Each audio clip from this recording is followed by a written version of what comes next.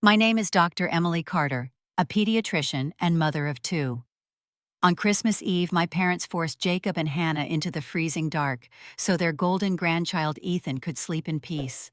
That night, I held my baby shivering in my arms while laughter echoed from the dining room. 10 years later, the same child they worshipped would be the one to destroy them. The fluorescent lights above me hummed as I finished charting vitals. Christmas Eve in Hartford always carried a certain stillness.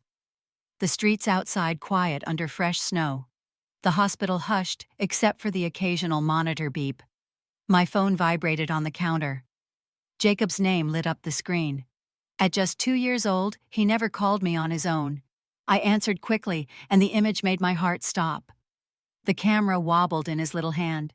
His cheeks were red from the cold, his eyes brimming with tears. Behind him, I saw the back porch of my parents' house, snow swirling across the steps. His voice trembled, but he tried to be brave. "Mom, Grandpa said we have to stay outside. He said Ethan needs to sleep." Before I could answer, Hannah's cry pierced through shrill and panicked. She was only 6 months old. My stomach clenched so hard it hurt. I ripped my coat from the hook and shoved my arms through the sleeves. Keys and my pocket badge still clipped to my scrub top, I told the charge nurse I had a family emergency and bolted for the parking lot.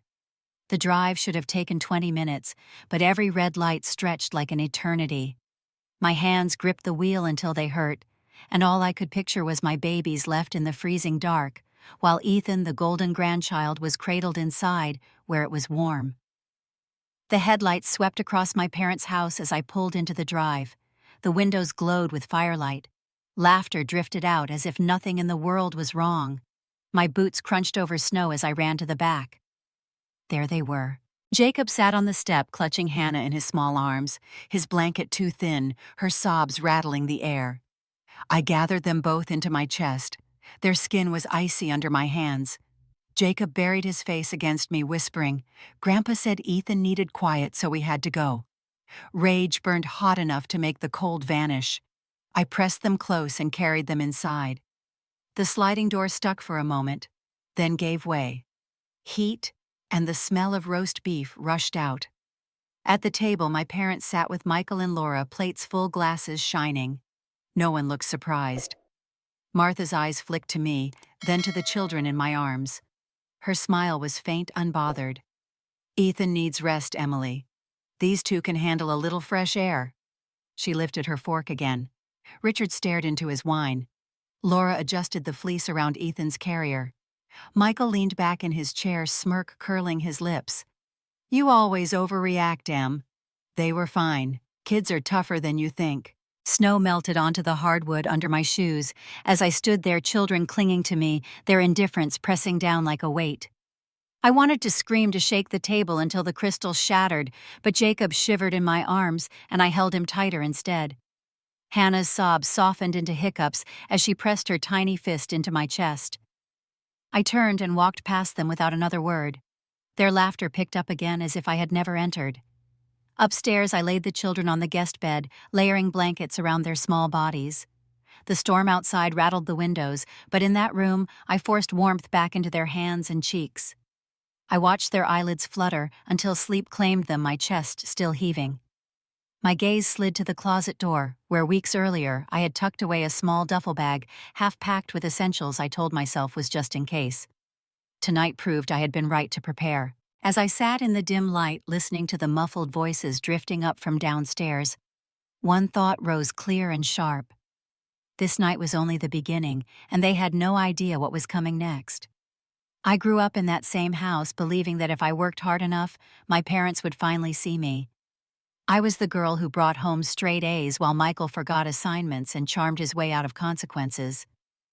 When I earned a scholarship, my parents sent a half-hearted card. When Michael scraped by with a C average, they threw him a backyard party. At church potlucks, I was the one carrying dishes from the car, while my mother proudly introduced Michael to everyone, calling him her little prodigy. I told myself it was fine that I did not need the spotlight, but the ache of being invisible never left me. Years later, I built my own life brick by brick. I became Dr. Emily Carter, pediatrician, founder of Bright Future Pediatrics. My parents boasted about me in public only when it served them like a card they pulled out when donations were needed or when someone asked about their successful daughter. Behind closed doors, I was still the dependable wallet. Michael remained the chosen one, and when Ethan was born, he inherited that crown instantly. I thought perhaps things would change when my own children came along, but I was wrong. The cycle only deepened. At the church potluck that winter, the fellowship hall smelled of casseroles and pies. Long tables stretched under fluorescent lights, families laughing, children running. I set a tray of baked ziti on the serving table and looked around for Jacob. I found him in the corner, sleeves rolled up, wiping spilled punch while my father watched. Richard called across the room, telling him to hurry before the guests saw the mess. My heart clenched. He was only 2, but already carrying burdens that did not belong to him. When I asked why he was cleaning, my father shrugged and said he should learn responsibility. Across the room, Ethan, barely a toddler, sat on his grandmother's lap, while Martha Spoon fed him cake and cooed about how brilliant he was for clapping his hands. Later that evening, the youth choir began to practice on the small stage. Hannah toddled over to the old upright piano in the corner, her eyes lighting up at the keys. She had always reached for music the way some children reach for dolls. Her small fingers pressed down a sweet jumble of notes filling the room. Before I could smile, Martha rushed forward, face tight. She yanked the cover down over the keys and hissed that Hannah needed to stop. "She is too loud, she will wake Ethan." My daughter's eyes welled with confusion, her hands frozen mid-air. I pulled her close, whispering comfort while across the room, Ethan dozed in his stroller, surrounded by adoration. The message was clear. My children were expected to shrink so he could shine. I watched Jacob's little shoulders slump as he finished wiping the punch. No one thanking him. No one noticing except me. I felt a sharp echo of my own childhood. The birthdays forgotten, the graduations unattended, the way my achievements had been erased in favor of Michael's smallest victories.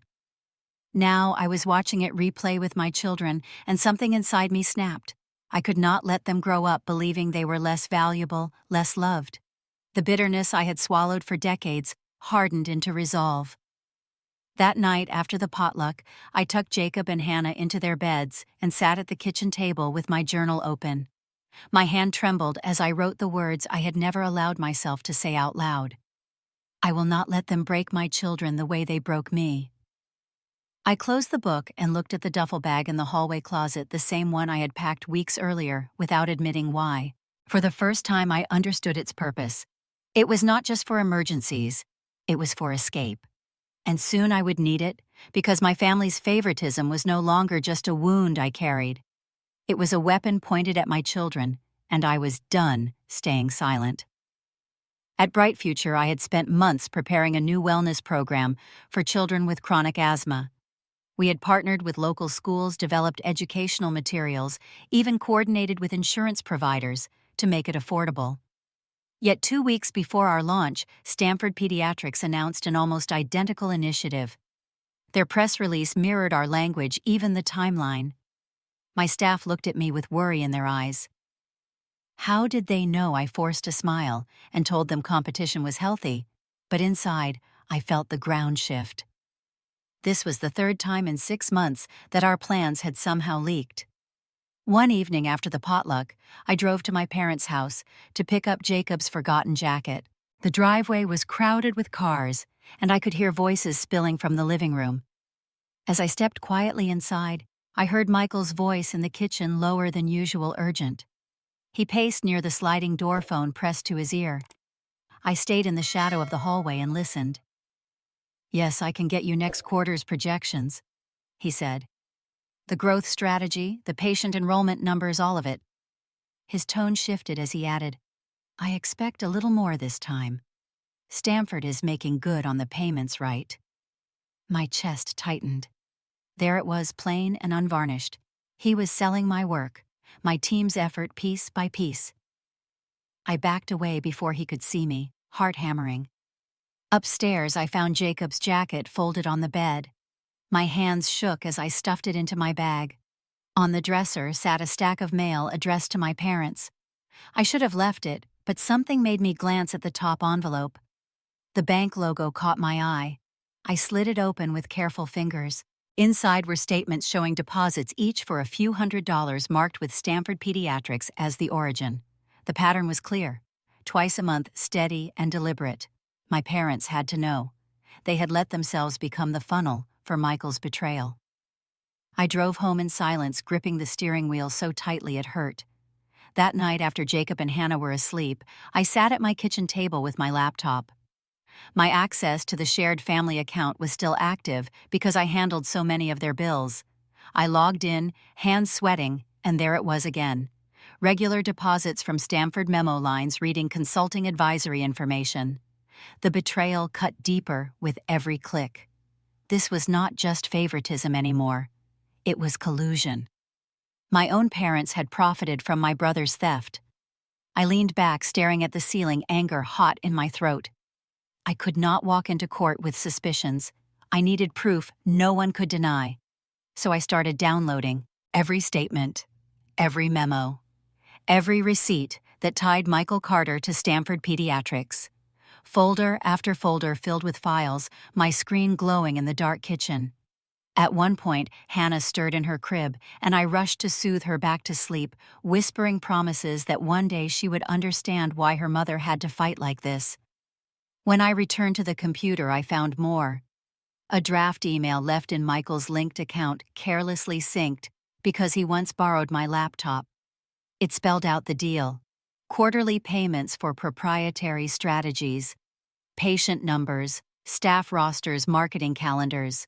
It was all there, a smoking gun in black and white. My pulse steadied as I copied everything onto a secure drive. For the first time in weeks, the fear ebbed, replaced by a cold calm. I finally had what I needed. Still, a question gnawed at me. Why had they been so careless? Why risk so much? The answer waited in places I had not yet looked, and I knew the next step would drag every one of us into a fight none of them saw coming. The following Monday, I walked into the office of Robert Thompson, a family and corporate attorney I trusted from past cases at Bright Future. His shelves were lined with thick binders, certificates framed neatly on the wall. I laid the manila folder on his desk, my fingers stiff from gripping it all morning. Bank statements, printouts of emails, copies of deposits labeled consulting. Robert adjusted his glasses and leafed through them slowly, his brow tightening. When he reached the draft email tying Michael to Stanford Pediatrics, he exhaled through his teeth. "Emily," he said carefully, "this is more than suspicion. This is evidence of corporate misconduct and financial collusion." I nodded, my throat dry. "I want to know what options I have." He leaned back, steepling his hands. "First, the house. Do you know whose name is on the deed?" "Mine alone," I answered. "I bought it outright in 2014. He tapped his pen against the papers. "That gives you leverage. They have no legal claim if you choose to cut them off. Second, the financial transfers. These records establish a pattern enough to raise serious questions if brought to light." I hesitated before asking the question that had burned in me since Christmas Eve. "What about child endangerment? They forced my children outside in the freezing cold. Should I file with CPS?" Robert looked at me for a long moment. "Legally, yes, you could report. It is considered neglect." But he paused. "You need to think about what that would mean for Jacob and Hannah. CPS involvement brings investigators into your home too. They would interview the children, maybe visit their school. It is a powerful tool, but also invasive." His voice softened. "You are already protecting them. If your goal is to cut your parents and brother off the civil and property route, may achieve that without dragging your kids into interviews and reports." I sat back, torn. Every part of me wanted justice for that night. But the image of Jacob's frightened face and Hannah's cries reminded me my first job was to shield them. Robert seemed to read my silence. "Keep documenting," he said firmly. "You are a physician. Make notes in their charts about exposure to cold, about stress reactions. If you ever need it, those records carry weight." I promised myself I would. That night after work, I examined both children, noting Jacob's lingering cough, Hannah's mild rash from the cold. I wrote it into their charts with clinical precision, a mother's fury hidden inside medical language. Robert slid the folder back toward me. My advice is simple. Secure your finances. Do not give them another cent. If they challenge you, you have the deed. You have receipts tying Michael to illegal consulting. You are on solid ground. He paused, his tone sharpening. Write them a clear notice. Spell out that the house will be sold, support will end, and they have 2 weeks to vacate. Do it in writing, not in words. I felt a steadiness settle in my chest as I nodded. A written ultimatum. Not an argument, not another night of shouting, but a document they could not ignore. I walked out of his office into the crisp Hartford air, the folder heavy in my bag, but my steps lighter. For the first time, the path ahead looked clear. At home, I spread the papers across the kitchen table after the kids were asleep. I drafted the letter line by line. The property is mine. Financial support has ended. Vacate within 14 days or face legal proceedings. The words were cold and final, the kind that cut deeper than any shouted insult. I folded it neatly, slid it into an envelope, and placed it beside my keys. The house was silent except for the hum of the refrigerator. I looked toward the hallway closet where the duffel bag still waited. Soon it would no longer be for emergencies. Soon it would be for our exit. And when that moment came, I knew the confrontation would tear away whatever was left of the family I once thought I had. I waited until the first Sunday dinner after New Year's. The smell of pot roast filled my parents' house, the same house my name alone sat on the deed. Jacob and Hannah clung to me as we stepped inside. Their small hands were cold even in their mittens. I guided them toward the living room where the family sat gathered around the table, as if nothing had happened on Christmas Eve. My heart pounded, but my steps were steady.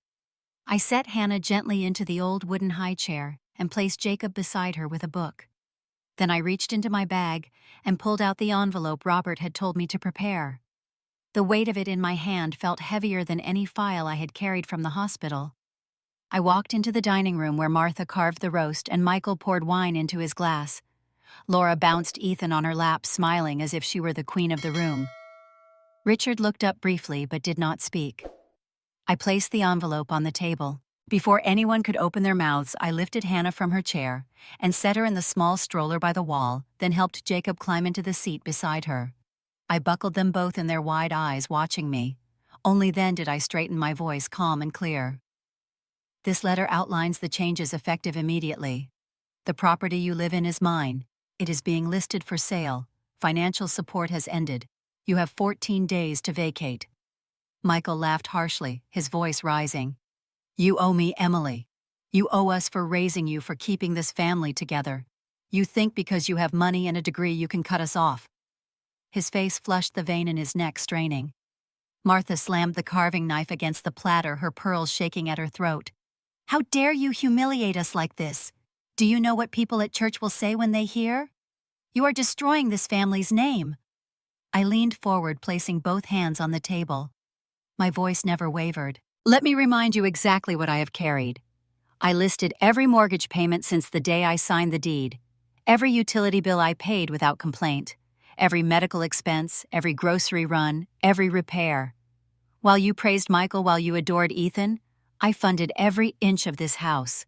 I looked each of them in the eye. That ends today. Laura shifted uneasily, her grip tightening on Ethan. Michael shoved his chair back so hard it scraped the tile. You think you can throw us out like we are strangers. We are your family. I met his glare with steady calm. Family does not sell out blood for pocket money from Stanford Pediatrics. Family does not leave children in the snow while they carve roast beef inside. Richard finally spoke, his voice low, almost pleading.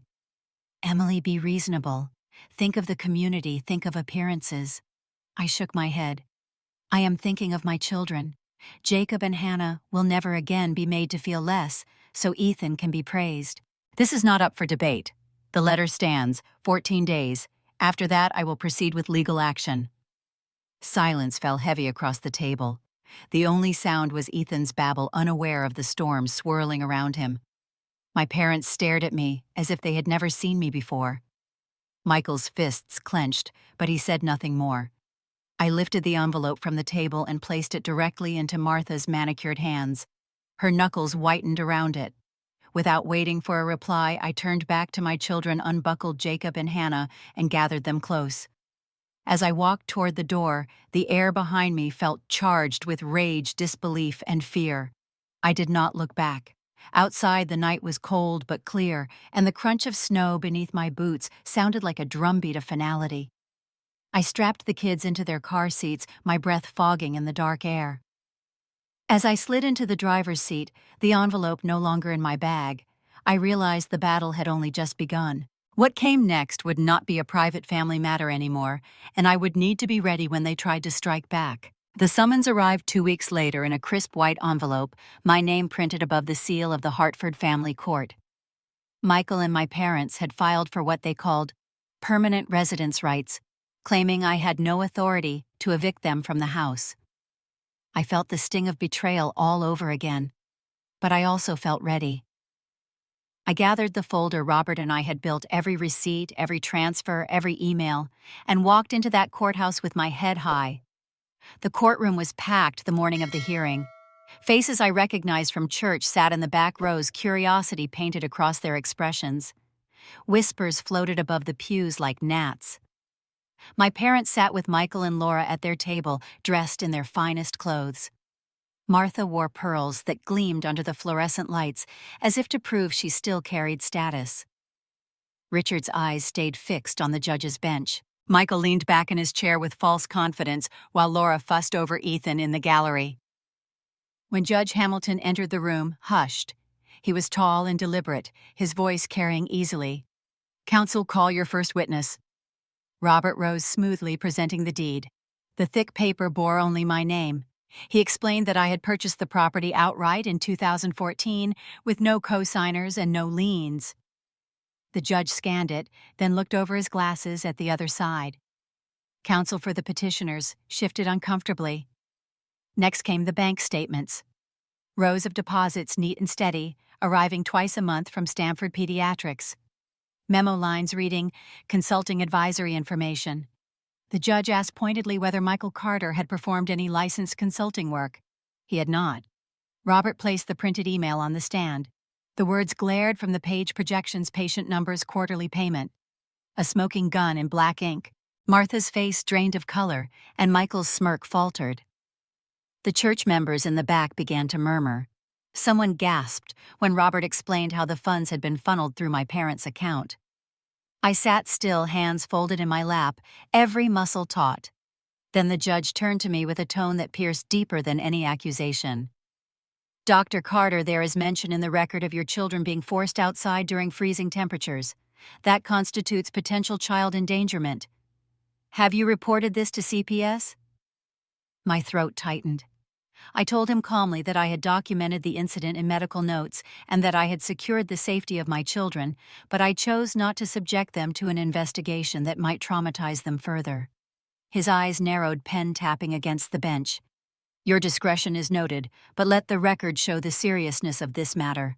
A ripple of whispers moved through the churchgoers like wind through tall grass. The petitioner's attorney tried to recover, painting me as vindictive, claiming I was retaliating against my family. But each claim collapsed under the weight of documents. The deed, the receipts, the email, facts stacked higher than their excuses. Judge Hamilton finally leaned forward, his gavel resting in his hand. "The court recognizes Dr. Emily Carter as the sole owner of the property in question. The petition for permanent residence rights is denied. Furthermore, this court finds credible evidence of financial misconduct related to Stanford Pediatrics, which may be subject to separate proceedings." His gavel struck once sharp and final. Martha covered her face with her hands. Richard sat frozen. Michael shoved his chair back so hard it screeched, his voice rising in protest, but the bailiff warned him to sit down. From the back row, someone whispered loud enough to be heard, "So much for the perfect Carter family." The weight of that single sentence hung heavier than the ruling itself. I walked out of that courthouse with Robert beside me, the winter air sharp against my cheeks. Behind me I could hear the murmurs of neighbors and fellow parishioners, the sound of reputations crumbling. For the first time in years, I felt taller than the building itself. Yet even as relief washed over me, I knew Michael and my parents would not surrender quietly. What waited ahead would not be settled by a single gavel strike, and their desperation was about to turn dangerous. By the spring of 2025, the snow in Hartford had given way to green fields, and my life had found a steady rhythm. Jacob was 12 tall for his age, already playing shortstop on the middle school baseball team. I sat in the bleachers on Saturdays, coffee in hand, cheering until my voice cracked. Hannah was 10, her fingers gliding across the piano keys at recitals in the community hall. When she bowed after finishing Chopin, the crowd rose to its feet. I felt the kind of pride that warmed me deeper than any courtroom victory ever could. Our home was filled with music, laughter, and the scent of dinners we cooked together. Peace had finally taken root. But peace was not something my brother's family ever managed to hold. Michael had bounced from one real estate job to another, each ending in disappointment. Laura's PR clients drifted away after whispers of scandal began circling from the court case years earlier. Ethan, their prized golden child, was 11 now, restless and spoiled. At church gatherings, he strutted through the halls with a phone in his hand, boasting about his TikTok followers. He bragged about Discord servers, where he shared videos of pranks, and bragged that his dad let him use the work laptop. One evening, the whispers reached me.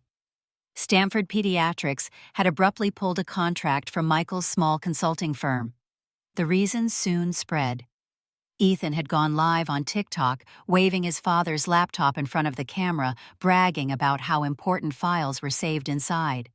He clicked carelessly, opening folders and showing patient marketing lists, emails, and schedules. The video was screen-recorded before Laura could take it down.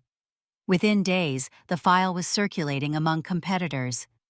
Stanford traced the leak and terminated everything. The fallout was immediate. Michael stormed into my parents' rental one night, shouting so loudly the neighbors called the police. His business collapsed in a week. Clients fled, claiming breach of trust. Ethan laughed at first, oblivious to the destruction he caused. But soon, even he felt the cold edge of isolation when classmates repeated what they had seen online. If that had been the end, perhaps they could have salvaged something. But karma had sharper teeth waiting. On the 4th of July, Ethan and a group of friends snuck stolen fireworks into the backyard. He lit them off recklessly, sparks raining over the fence. One rocket tipped sideways, igniting the wooden paneling of the neighbor's yard. Flames leapt high before the fire department arrived. The damage was contained, but not before the fence and part of the neighbor's shed went up in smoke. The family pressed charges. The lawsuit demanded thousands in damages, more than my parents or Michael could afford. The Hartford Courant ran a small piece titled, "Golden Boys Fireworks Cause Blaze in Suburbs." Photos of the charred fence appeared beside the headline. At Sunday service, the pews buzzed with judgment. Pastor Whitfield shook his head gravely, calling for accountability. People who once praised my parents now whispered behind their backs. Church friends avoided sitting with them at luncheons.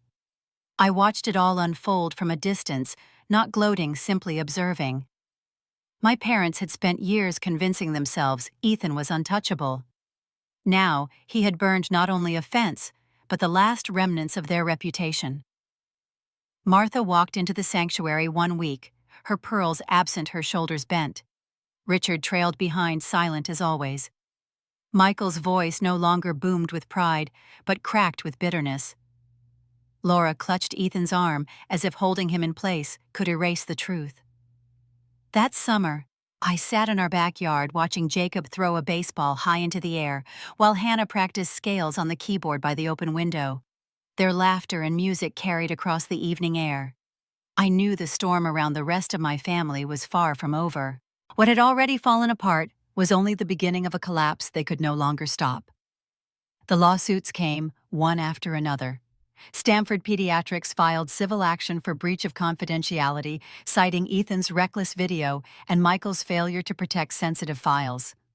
The neighbors pressed their claim for damages from the fireworks fire, supported by photos of the charred shed and sworn statements from witnesses. Insurance denied coverage because the act was deemed intentional. Court dates filled Michael's calendar until he stopped showing up altogether. judgments piled higher than his income could ever cover. The consulting firm folded in disgrace, and within months creditors closed in. Laura, tired of living in chaos, filed for divorce. The papers reached him on a rainy Thursday, leaving him standing alone on the porch of the cramped rental, with Ethan sulking inside. Their once polished marriage crumbled under the weight of debt and shame. My parents fared no better. Richard tried to maintain dignity at Sunday service, but the whispers grew louder each week. The pews that used to welcome them sat empty around their spot. Martha attempted to volunteer for church events, but people avoided her, their smiles tight and their voices curt. The pearls she once wore proudly vanished, replaced with plain sweaters. Their reputation, carefully tended for decades, had been stripped away. The Hartford Courant printed another article, this one blunt. Local family faces multiple lawsuits after fireworks incident. The accompanying photo showed Michael leaving the courthouse, his head bowed, Ethan trailing behind with his hood pulled up. For the first time, the community saw them not as a golden family, but as a cautionary tale. I stood at a distance watching the collapse unfold. Neighbors who once crossed the street to greet my parents now turned the other way. Friends who had defended Michael at every turn cut ties. Pastor Whitfield's sermons began to speak more openly about accountability, and though no names were mentioned, everyone knew.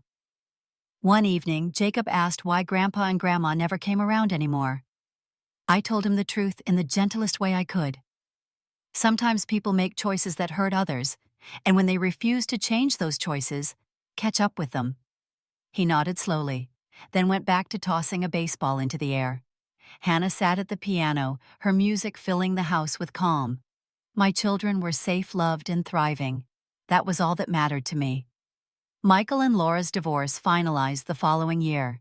He was left with debts he could not pay, while she moved away quietly, her name fading from the community. Ethan, stripped of the pedestal he had been placed on since birth, grew bitter. The boy who once strutted proudly now slouched through hallways, his former friends mocking him for the chaos he had caused. I never raised a hand to destroy them. I did not need to. The very child they had exalted above all others became the instrument of their undoing. The irony was sharp and undeniable. They had banished my children to the cold for Ethan's comfort, and 10 years later his recklessness set fire to the fragile empire they had built around him. As I watched Jacob run the bases and Hannah take bows on stage, I felt no triumph, only clarity. I had carried the weight of their favoritism for too long. Now it was gone. My life belonged to my children and myself, not to the broken promises of people who had chosen a golden grandchild over their own blood. I did not need revenge. The truth had played itself out in plain sight. I whispered it to myself as I closed the chapter for good. I never had to strike back. The one they worshipped destroyed them all by himself. If you have ever lived in a family where favoritism left scars, where one child was lifted while another was silenced, ask yourself this. What would you have done if it were your children standing in the cold? Would you stay silent, or would you set a boundary that no one could cross? I want to hear your thoughts, your stories, your boundaries. Share them with me, because the conversation about family and justice does not end here.